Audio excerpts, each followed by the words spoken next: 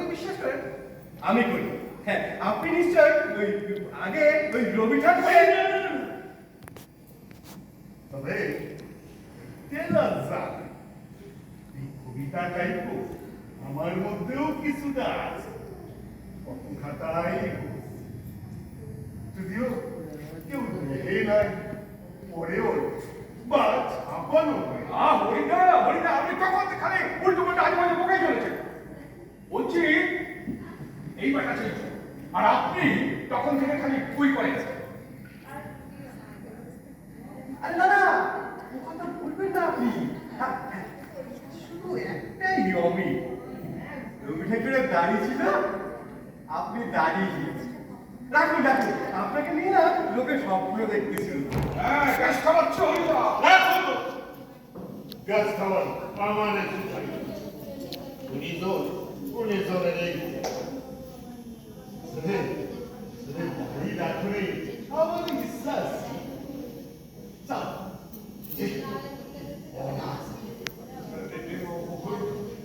হরিদা মানে আমি মাকাই দিব্যি বলছি হরিদা, ওদের কাছে চোর, ও নিজের মুখে বলেছ। কি কর ও নিজের মুখে কইল ও চোর? নিজের মুখে কেউ নিজের চোর এই এই তুমি পাওয়ারে কইছো তুমি চোর? তাহলে তো সাংঘাতিক ব্যাপারটা এখনই প্রয়োজন হয়।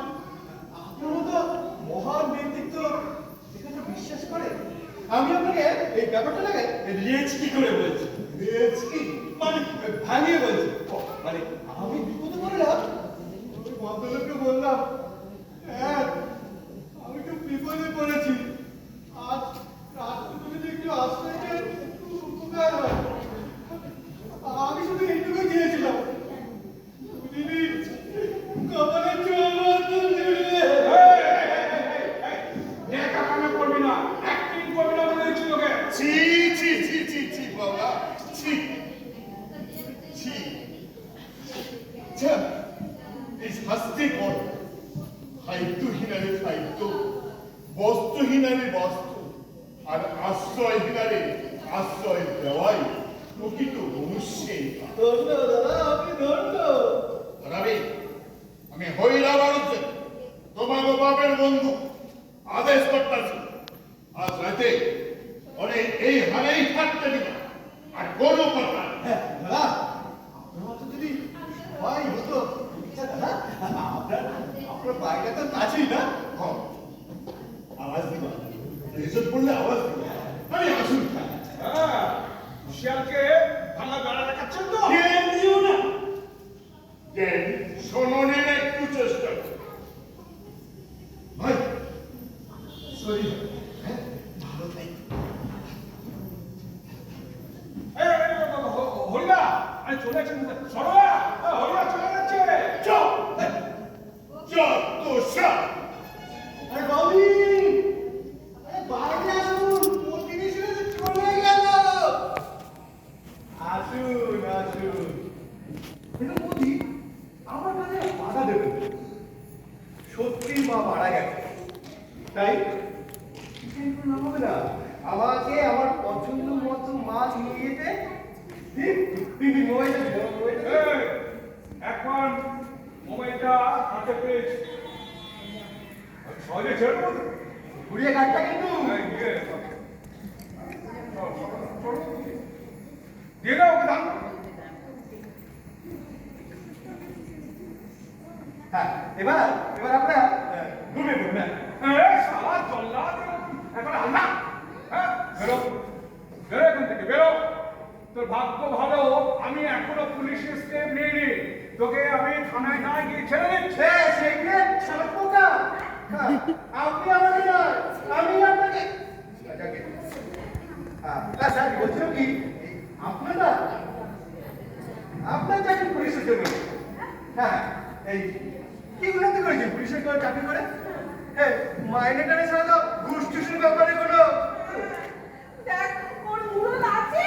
হ্যাঁ, পুলিশরা সচরাচর ক্রিমিনালদের ছেড়ে ধরে আর ঘুষ ঘুষ খেয়ে ছেড়ে দেয়, আর উনি পাঞ্চাট করো সরলা, পাঞ্চাট করো না, আর যা বোঝো না তা ডাইনি খিচুড়ি পাকিও না, বুঝেছো?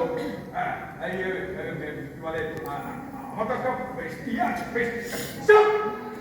বৌদি কন্টিনিউ প্লিজ কন্টিনিউ সবার জোর আবার ইংরেজি পড়াচ্ছে। হ্যাঁ তারপর হ্যাঁ তারপর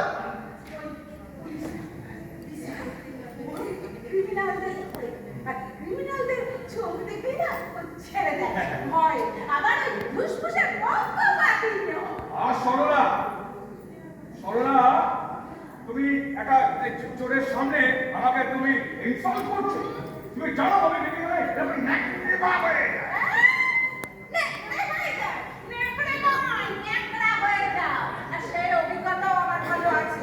স্যার আপনারা কোনো দরকার নেই।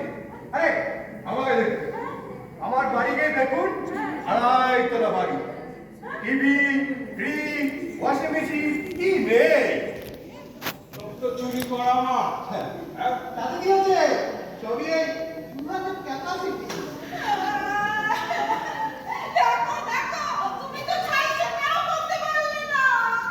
বুঝি কিন্তু কোনো লাভ নেই। আরে সবার দ্বারা সবকিছু হয় না, ট্যালেন্ট দরকার, ট্যালেন্ট। হ্যাঁ ঠিক আছে, আপনারা যা শুনে বলুন আমি মাল নিয়ে গেলাম।